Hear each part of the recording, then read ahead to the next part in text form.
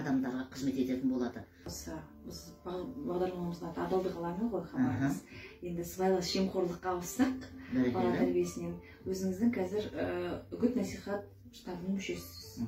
Сол жақта қандай қызмет атқарып жатырсыз? Осы сыбайлас жемқорлықтың болмауы үшін, кішкене жастарға жақсы тәрбие бағыт-бағдар беру үшін дегендей. Біздің Жамбыл облыстық антикор ақпараттық ағартушылық штаб осы тұрғыда үлкен жұмыс жасап жатыр. Мен сол штабтың белсенді бір мүшесімін, және дәл қазір мақтан етуіме болады. Өйткені әлгі жалақысыз, айлықсыз жұмыс істеп жатырмыз қоғам белсендісі ретінде. Бірақ бір мысқал болса да, бір адаммен сөйлесіп, адалдық пен әділеттіліктің ақтуын сол кісінің қолына ұстатып кетсек, онда үлкен жеңіс біз үшін деп бағамдап жүрген жайымыз бар. Мынау тақырып әрі бала тәрбиесі және адалдықпен сайып келіп отырғаннан кейін мысалды былай етіп өрсем айтсам болады.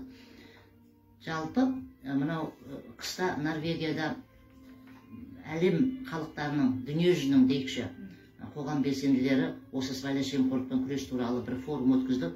Сол кездегі бір ғалымның айтқаны, өзінің тәжірибесінен сүйеніп, сыбайлас жемқорлық деген тіпті мектеп қабырғасында да пайда болады екен деп. Сонда не деңіз? Қалай десеңізші? Ол мектеп қабырғасында мұғалім мен ата-ананың, оқушы мен ата-ананың арасындағы жемқорлық айтпайды. Балалардың арасында. Сонымен кейін ойпырмай рас екен ау дедім. Ол кісінің айтқан мысалы бойынша парталас екі оқушы отырады ғой. Дейік, бастауыш сыныптың оқушы деп айтайықшы, мысалы. Сонда бақылау жұмысы болып жатыр математикадан, алгебрадан, математикадан.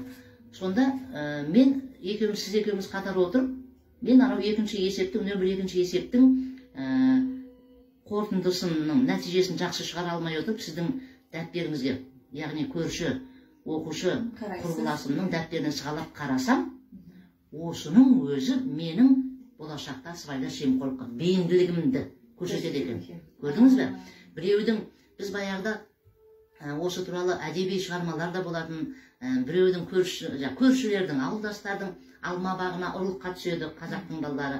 Немесе қауындығына өзінің қауындығы бар болса да біреудің қауынын ұрлап жеген тәтті болады. Бізде ол ата дәстүрімізде ұрлыққа жатпайды. Шын мәнінде. Ал бірақ жаңағыдай сын болатын кезде, бақылау жұмысы болатын кезде, диктант дейік, немесе жат жазу болатын кезде, сізді әрқайсыңыз жеке дара мұғалім, сіздің әрқайсыңыздың біліміңізді бағалау керек қой. Сол кезде сіздің көршіңізден көшіріп, сығалап жаңағы есепті немесе диктантты көшіріп жазуыңыздың өзі жемқорлықтың бірі саналады. Көрдіңіз ба? Баланы біз осыдан бастап үйретуіміз керек. Әлгі кейде ата-аналар айтады, әдемі мақалды жақсы біліп алғанбыз, адал өмір сүр дедік, ешкімнің ала жібін аттама деп айтып едім, деп өсіріп едім, бірақ неге сол балам ала жіпті аттады, неге темір торға тұтқындалды деп жатыр. Көрдіңіз ба? Ала жіпті аттама деп оның құлағына құю бір бөлек, зар жақтандырып. Ал оны саналы түрде сіңдіру санасына, ол бір бөлек. Сізге үлкен рахмет. Енді міне біздің хабарымызды аяқтай келе, студиямызға келген қонағымыз Үміт Битенов әпкемізге үлкен алғысымызды айтамыз.